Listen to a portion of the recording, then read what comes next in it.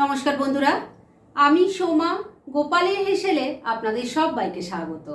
গরম তো প্রায় পড়েই গেল, আর এই সময় বাঁধাকপি খেতে একদমই ভালো লাগছে না। তবে সেই বাঁধাকপি যদি একটু অন্যভাবে তৈরি করেন তাহলে কিন্তু সবাই চেয়ে চেয়ে খাবে, আর এটা খুব কম সময় কম উপকরণে তৈরি হয়ে যাবে। আর খেতে যে কি টেস্টি হবে সেটা একবার ট্রাই করুন, তাহলেই বুঝতে পারবেন। তাহলে চলুন রান্নাটা করে ফেলি। আজকে এই ফাটাফাটি টেস্টের রান্নাটা করার জন্য আমি একটা ছোট সাইজের বাঁধাকপিকে কুচিয়ে নিয়েছি। এটা কিন্তু ভালো করে ধোয়াও আছে। এবার এর মধ্যে অল্প নুন দিয়ে দিলাম। হাতের সাহায্যে নুনটাকে বাঁধাকপির মধ্যে খুব ভালো করে এভাবে চটকে চটকে মেখে নিতে হবে, যাতে বাঁধাকপিটা এইভাবে মাখার ফলে সফট হয়ে যায়। নুনটা বাঁধাকপির মধ্যে খুব ভালো করে চটকে মেখে নিয়েছি। এবার এটাকে আমি ঢাকা দিয়ে 4-5 মিনিটের জন্য এক সাইডে রেখে দিচ্ছি, আর নেক্সট স্টেপের দিকে এগোচ্ছি। বাঁধাকপিটাতে তো নুন মাখিয়ে এক সাইডে রেখে দিয়েছি, আর এবার একটা প্লেটের মধ্যে আমি 1/2 কাপ পরিমাণ ছোলার ডাল নিয়ে নিয়েছি। আর এই ছোলার ডালটাকে আমি ঘন্টা 2 গরম জলে ভিজিয়ে রেখেছিলাম। এবার এটা বেটে নেব, সেজন্য মিক্সি জারের মধ্যে ডালটা দিয়ে দিয়েছি। আর এর সাথে এবার দিয়ে দিচ্ছি ছোট ছোট 2 টুকরো আদা আর 2টো কাঁচা লঙ্কা। সামান্য একটু জল দিচ্ছি। এবার এটা বেটে নিয়ে একটা মিহি পেস্ট তৈরি করে ফিরে আসছি। ডালটা দেখুন ভালো করে বেটে নিয়েছি। এবার এটাকে এক সাইডে রেখে দিচ্ছি। ছোলার ডালটা তো ভালো করে মিহি করে বেটে নিয়েছি, আর ওটা বাটতে বাটতে এই যে বাঁধাকপিটা নুন দিয়ে মাখিয়ে রেখেছিলাম এটারও ভালো মতো রেস্ট করা হয়ে গেছে। এবার এটাকে আবারও একটু ভালো করে এভাবে চটকে নিচ্ছি। এখন কিন্তু বাঁধাকপিটা অনেকটাই সফট হয়ে গেছে। বাঁধাকপিটা থেকে এখন অনেকটা জল বেরিয়েছে। এবার 2 হাতে করে এইভাবে নিয়ে এর থেকে পুরোটা জল চেপে বার করে দিতে হবে, না হলে রান্নাটা করতে অসুবিধা হবে। বাঁধাকপিটার থেকে ভালো করে জল চেপে ফেলে দিয়েছি। এবার এর মধ্যে এক এক করে কিছু জিনিস দেব। প্রথমেই এর মধ্যে যে ছোলার ডালটা বেটে নিয়েছিলাম সেটা দিয়ে দিচ্ছি। এর সাথেই এর মধ্যে দিয়ে দেব একটুখানি ছানা। আমি এখানে 1/2 লিটার দুধ থেকে ছানা তৈরি করে নিয়েছি, তবে এই রান্নাতে ছানার পরিবর্তে আপনারা কিন্তু গ্রেট করা পনিরও দিতে পারেন। যাই হোক, ছানাটা দিয়ে দিচ্ছি। ছানাটা পুরো দিয়ে দিয়েছি। এর সাথে দিয়ে দিচ্ছি একটু কিশমিশ। এর সাথে দিয়ে দিচ্ছি অল্প হলুদের গুঁড়ো, দিয়ে দিচ্ছি অল্প একটু নুন। এবার সব কিছু খুব ভালো করে মেখে নিচ্ছি। বন্ধুরা, এই রান্নাটা খেতে দারুণ টেস্টি হয়, একদম ইউনিক একটা রান্না। আর এটা নিজেদের সাথে সাথে আপনারা কিন্তু ঠাকুরের ভোগ যেদিন দেবেন সেদিনও কিন্তু এটা তৈরি করে দিতে পারেন। একবার ট্রাই করে দেখুন। সব কিছু দিয়ে বাঁধাকপিটা খুব ভালো করে মেখে নিয়েছি। এবার 2 হাতে একটুখানি তেল লাগিয়ে নিয়েছি। আর এবার এখান থেকে অল্প অল্প পোর্শন নিয়ে ছোট ছোট কোপ্তার মতো তৈরি করে নিচ্ছি। আমি এই সাইজের বানাচ্ছি, আপনারা চাইলে আর একটু ছোটো বা আর একটু বড়ও তৈরি করে নিতে পারেন। এবার এই পুরো মিক্সচারটা থেকে এইভাবে তৈরি করে নিয়ে তারপর নেক্সট স্টেপের দিকে এগোবো। সমস্ত কোপ্তাগুলো তৈরি করে নিয়েছি, আর এবার ওগুলো ভেজে নেব। সেজন্য কড়াইয়ে সর্ষের তেল দিয়ে গরম করে নিয়েছি। এবার এক এক করে কোপ্তাগুলো ছেড়ে দিচ্ছি। প্রথম ব্যাচের কয়েকটা কোপ্তা ভাজার জন্য বসিয়ে দিয়েছি। এগুলোকে এবার মিডিয়াম ফ্লেমে রেখে উল্টে পাল্টে লাল লাল করে ভেজে নেব। তবে একটা দিক হয়ে যাওয়ার পরে কিন্তু উল্টাবেন, না হলে এগুলো খুব নরম, তেলে গিয়ে আরও নরম হয়ে যায়। কাঁচা অবস্থায় উল্টাতে গেলেই ভেঙে যাবে। সমস্ত বাঁধাকপির কোপ্তাগুলো দেখুন ভেজে তুলে নিয়েছি, আর একটা কোপ্তাও কিন্তু ভেঙে যায়নি। যে প্রপোর্শনে আমি জিনিসগুলো নিয়েছি সেই প্রপোর্শনে যদি নিয়ে এই রান্নাটা করেন একটা কোপ্তাও ভেঙে যাবে না, আর খেতেও অসাধারণ হবে। আর এই কোপ্তাগুলো চা কফির সাথে সাইড ডিশ হিসাবেও দিতে পারেন, তবে আজকে আমি এগুলোর গ্রেভি বানাবো। সেজন্য কড়াইয়ে যা সর্ষের তেল আছে তার মধ্যে অল্প নুন দিয়ে দিলাম অল্প হলুদের গুঁড়ো। এবার এর মধ্যে একটু আলুর টুকরো ভেজে নেব, তাই দিয়ে দিচ্ছি। এখানে আমি একটাই বড় সাইজের আলু নিয়েছি।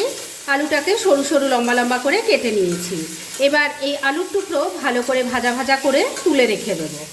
সব আলুর টুকরোগুলো ভেজে তুলে নিয়েছি, আর তারপর আবারও সামান্য একটু সর্ষের তেল দিয়ে গরম করে নিয়েছি। এর মধ্যে প্রথমে দিয়ে দিচ্ছি অল্প গোটা জিরে, দিয়ে দিচ্ছি একটা তেজপাতা, একটা শুকনো লঙ্কা, দিয়ে দিচ্ছি গোটা গরম মশলা, যার মধ্যে আছে 2-3টে এলাচ, 2-3টে লবঙ্গ আর একটা দারচিনি। অল্প একটু হিং দিয়ে দিলাম। এর মধ্যে একটু চিনিও দিয়ে দিলাম। এবার ফোড়নটা ভাজা ভাজা করে নিচ্ছি। চিনিটা দিলাম এই কারণেই, এতে কালারটা ভালো আসবে। যতক্ষণে ফোড়নটা ভাজা ভাজা হবে ততক্ষণে চিনিটাও মেল্ট হয়ে ক্যারামেল হয়ে যাবে। ফোড়নটা ভাজা ভাজা হয়ে গেছে, চিনিটাও ক্যারামেল হয়ে গেছে। এবার ফ্লেমটাকে একদম কম করে দিয়েছি। এই ফ্লেমে তেলের মধ্যে দিয়ে দিলাম অল্প হলুদের গুঁড়ো আর দিয়ে দিলাম অল্প কাশ্মীরি মির্চ পাউডার, এতেও কালারটা ভালো আসবে। তেলের সাথে একটু মিশিয়ে নিয়েই এর মধ্যে দিয়ে দিচ্ছি আদা, টমেটো আর কাঁচা লঙ্কার পেস্ট। গুঁড়ো মশলাগুলোও দিয়ে দিচ্ছি, যার মধ্যে আছে ছোট চামচের 1 চামচ জিরের গুঁড়ো, ছোট চামচের 1 চামচ ধনের গুঁড়ো দিয়ে দিলাম অল্প গরম মশলার গুঁড়ো, স্বাদ মতো নুন দিয়ে দিচ্ছি। নিরামিষ রান্না একটু মিষ্টি মিষ্টি হলে খেতে ভালো লাগে, তাই এর মধ্যে অল্প একটু চিনি দিয়ে দিলাম। দিয়ে দিচ্ছি অল্প কাসুরি মেথি। এবার ফ্লেমটাকে আবারও একটু বাড়িয়ে দিয়ে সমস্ত কিছু মিশিয়ে নিয়ে মশলাটাকে খুব ভালো করে কষিয়ে নিচ্ছি। মিনিট 2 সময় নিয়ে মশলাটাকে খুব ভালো করে কষিয়ে নিলাম। এবার এর মধ্যে দিয়ে দেব 1 টেবিলস্পুন ফ্যাটানো টক দই। আর এই সময় কিন্তু ফ্লেমটাকে আবারও একদম কমে করে দিয়েছি। মিশিয়ে নিয়ে আবারও একবার খুব ভালো করে কষিয়ে নিচ্ছি। যত ভালো করে কষানো হবে ততই কিন্তু এই রান্নার স্বাদ অসাধারণ হয়ে যাবে। একবার শুধু ট্রাই করুন, তারপর আমাকে প্লিজ কমেন্ট করে জানাবেন কেমন লাগলো। ফ্যাটানো টক দইটা ভালো করে মিশিয়ে নিয়ে মিনিট 2 সময় নিয়ে আবারও খুব ভালো করে কষিয়ে নিয়েছি। এখন দেখুন মশলা থেকে তেলটা ছেড়ে দিয়েছে। এবার এর মধ্যে দিয়ে দিচ্ছি ভেজে রাখা আলুর টুকরো। মশলার সাথে খুব ভালো করে মিশিয়ে কষিয়ে নিচ্ছি। আলুর টুকরোগুলো মশলার সাথে মিশিয়ে নিয়ে মিনিট খানেক সময় নিয়ে ভালো করে কষিয়ে নিয়েছি। এবার গ্রেভির জন্য জল দিয়ে দেব। এই রান্নাতে কিন্তু ঝোলের পরিমাণ একটু বেশি হবে, কেননা কোপ্তাগুলো এর মধ্যে পড়বে আর সেটা অনেকটাই জল টেনে নেবে, তাই জল একটু বেশি লাগবে। ভালো করে সব কিছু মিশিয়ে নিচ্ছি। ঝোলের সাথে সব কিছু খুব ভালো করে মিশিয়ে নিয়েছি। এবার ফ্লেমটাকে লো আর মিডিয়ামের মাঝামাঝি রেখে ঢাকা দিয়ে 3-4 মিনিট রান্না করে নিচ্ছি। মিনিট 4 রান্নাটা হয়ে গেছে। এবার ঢাকা তুলছি। প্রথমেই দেখে নেব আলু কেমন সেদ্ধ হয়েছে, কেননা কোপ্তা দিয়ে খুব বেশি সময় রান্না করা যাবে না, তাহলে কোপ্তাগুলোও ভেঙে যাবে আর গ্রেভিটাও পুরোটা টেনে নেবে। দেখুন আলু সুন্দর সেদ্ধ হয়ে গেছে। এবার এর মধ্যে তৈরি করে রাখা কোপ্তাগুলো দিয়ে দিচ্ছি। এর সাথেই অল্প একটু ঘি দিয়ে দিলাম। ভালো করে একবার মিশিয়ে নিচ্ছি।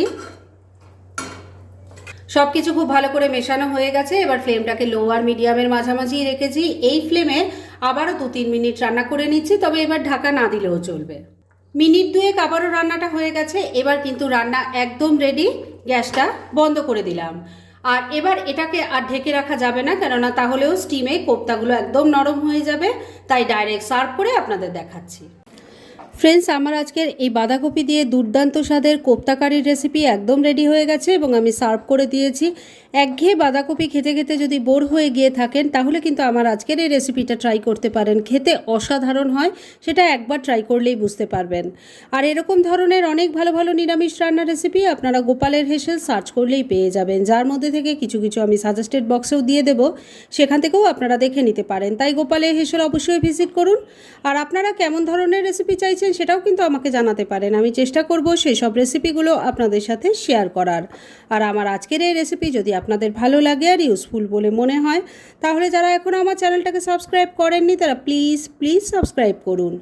তাহলে আজকের মতো এখানেই শেষ করছি। পরদিন আবার এরকমই কোনো ভালো রেসিপি নিয়ে চলে আসব। আপনারা সবাই খুব ভালো থাকুন, সুস্থ থাকুন।